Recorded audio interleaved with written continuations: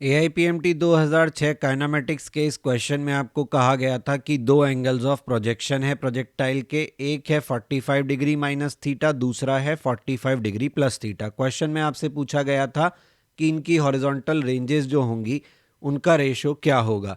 तो सबसे पहले ये है कि हमें हॉरिजॉन्टल रेंज का फॉर्मूला पता होना चाहिए, that is u square sine 2 theta upon g. अब क्वेश्चन में हमें दो डिफरेंट एंगल दिए हैं, एक दिया है 45 माइनस थीटा, दूसरा दिया है हमें 45 डिग्री प्लस थीटा। इस क्वेश्चन को करने के दो तरीके हैं। पहला तरीका है कि आप इस फॉर्मूले में 45 माइनस थीटा रखें, फिर 45 प्लस थीटा रखें और उसके बाद आप 2 थीटा का एक्सप्रेशन यहाँ पर लगाएं। दूसरा तरीका है कि आप एक सेकंड के लिए रुकें और ये सोचें कि आपने ये पढ़ा है कि रेंज का जो वैल्यू है वो थीटा और 90 माइनस थीटा दोनों के लिए सेम होता है।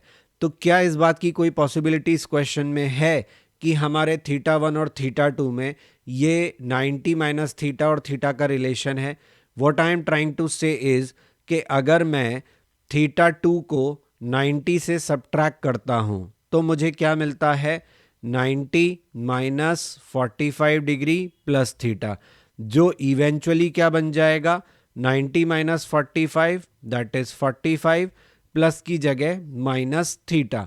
तो ध्यान से देखिए, आपका 90 माइनस थीटा टू यहाँ पर जो वैल्यू आपको दे रहा है, क्या वो आपके थीटा वन की वैल्यू नहीं है?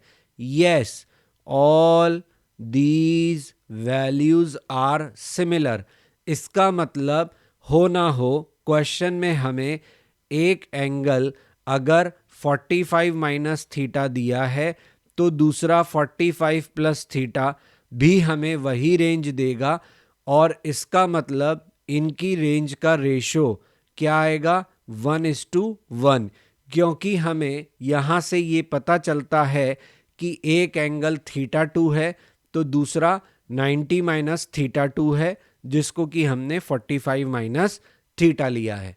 So answer is 1:1।